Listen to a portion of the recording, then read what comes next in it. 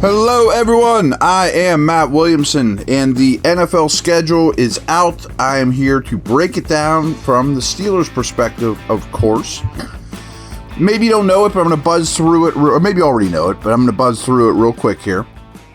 Week 1, at Jets. Week 2, host Seattle, home opener. Week 3, at Patriots. We already knew 4, Vikings, considered a home game in Dublin. Then a bye. That's the earliest bye of the season for any team, though. I don't like that, and I'm almost certain that the Steelers requested a later bye, and the league did not grant it to them.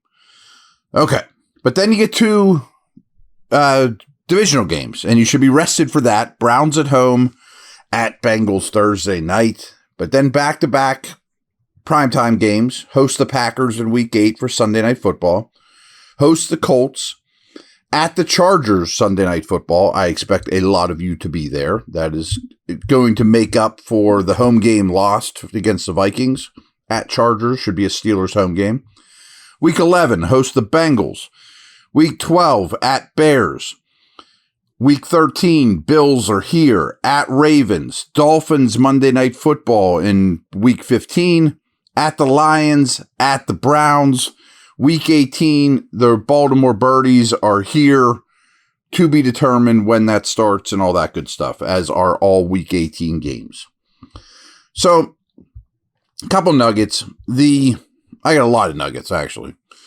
The Week 5 bye does set up for a marathon. I mean, that's 13 straight games, including 4 primetime games. There's the late window games against the Bills and Lions, which are really tough opponents, of course, and a season finale at home against the Ravens, of course. So that's not great. I mean, you need to, I don't love the early bye no matter what. I understand they're coming back from Europe and that it factors in, of course. Also, 4 of the Steelers' final 6 games come against teams that made the playoffs last season. So it doesn't look as insanely difficult as last year's end of season, but it's definitely way easier at the beginning than end. And you got to put some hay in the barn, so to speak. So I got a lot of notes here on all these. Wanted to start, though, also with the preseason. Preseason opens August 9th in Jacksonville. Then you come back here August 16th to play the Bucs. August 21st at Carolina. Now, that probably means training camp opens around July 26th, and the players will report, I think, on the 23rd, but we shall see on that. That's not official. That's just kind of doing the math. But the preseason stuff, hot. At Jacksonville, at Carolina, the second game is here. I can promise you Mike Tomlin loves that. I mean, conditioning, all the young guys out there sweating, getting a really good workout in. I don't think Cam Hayward and those guys need to be very involved, but you know what I'm saying? Like a nice, extremely hot day for conditioning, for toughness in the preseason. So that was my takeaway from the preseason. BetOnline is the world's most trusted betting platform and your number one source for all your sports betting action. With the largest selection of odds on everything from NBA to NHL playoffs to MLB to UFC and boxing, BetOnline is you covered for all your online wagering info. In between games, head over to the BetOnline Casino with top Vegas-style games, including poker and live casino. BetOnline, the game starts here.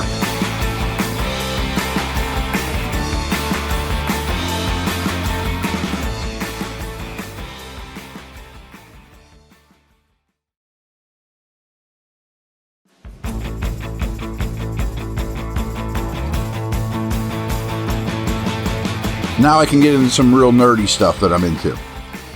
First of all, when the schedule comes out, I always look at landmines, and I just wrote a big yuck next to Week 7 at Cincy Thursday night. Yuck. That's a tough one. Just the situation of it all. The other big yuck for me, and frankly, last year at this time, I wrote down like 5 yucks. This year, I have 2 yucks. At the Lions, Week 16, after you play a Monday nighter the week before. Yuck. Short week on the road against a big-time team. Yuck. Definitely. Now, first off, let's operate under the assumption that Aaron Rodgers is a Steeler. How awesome is it that the Steelers play the NFC North this year? It would be the first time he ever plays against the Packers.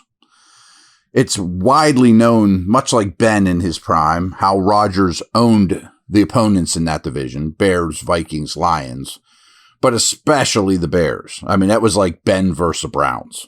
Just owned those guys. Okay, now speaking of Rodgers, at the Jets week 1, the Jets opening quarterback is going to be Fields. I think the Steelers opening quarterback is going to be Rodgers. And folks, doesn't this just scream that the league knows that Aaron Rodgers is going to be a Steeler? You know, if opening day is against the Jets, I mean, maybe it's random and it's a 1 in 17 chance, but this sets up as you get the guy in there against his old team immediately. Now, here's some things I'm going to nerd out on. Some stuff I always look at when the schedule comes out are there any real bad weather games? Do you have to go to Denver early in the year? Brutal. And then especially, who are new or young coaches and quarterbacks early in the season that might not have it figured out yet? And also, who are teams early in the season that have major O-line renovations, changes? Well, the Jets, new coach, new quarterback. Seattle, new QB, second-year coach. The Patriots are a new coach and a second-year quarterback, but I think Vrabel's got to figure it out. That's not first-time head coach stuff, but it is a lot of change. And then the Dublin game in week 4 is probably J.J. McCarthy's 4th start, so young quarterback. But how about this? In those first 4 games, a lot of O-line renovations, a lot of big O-line changes for Jets, Seahawks, Patriots, Vikings, which isn't uncommon around the league. But this is kind of bonkers, though, is every one of those teams drafted an offensive lineman in the first round. Weird, and frankly, O-linemen struggle early in their career. So that was one thing I was looking at. I also think, we kind of mentioned the Rodgers-Fields revenge game. Week 2, DK Metcalf revenge game here. A lot of you guys will be there cheering him on. I really like the Steelers' chances of being 1-0 for the home opener. So that's good stuff. I swiped some of this from Dale Lawley, but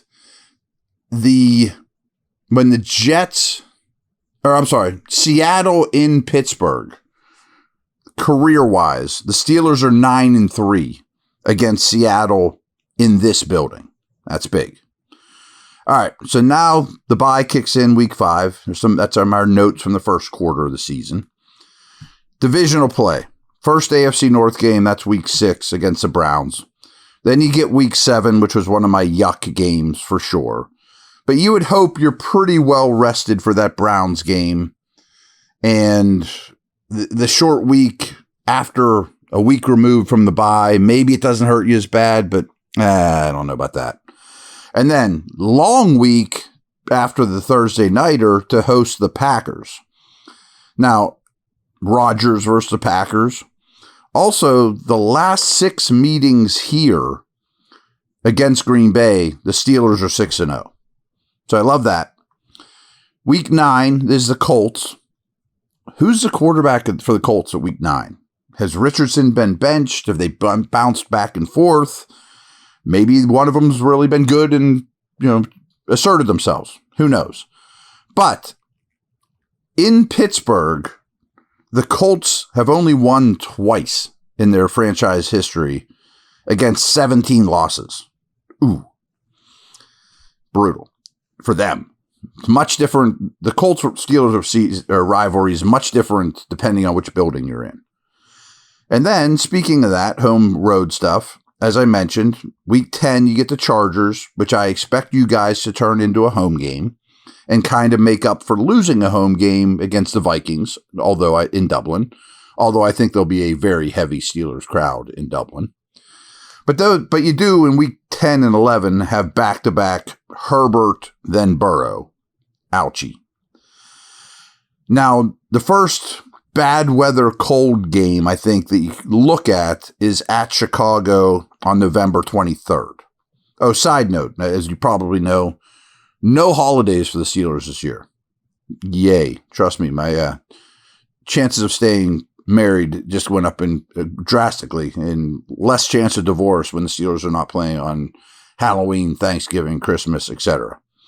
But anyway, week 12 at Chicago. That could be weather. I mean, that's the first time you start thinking about that.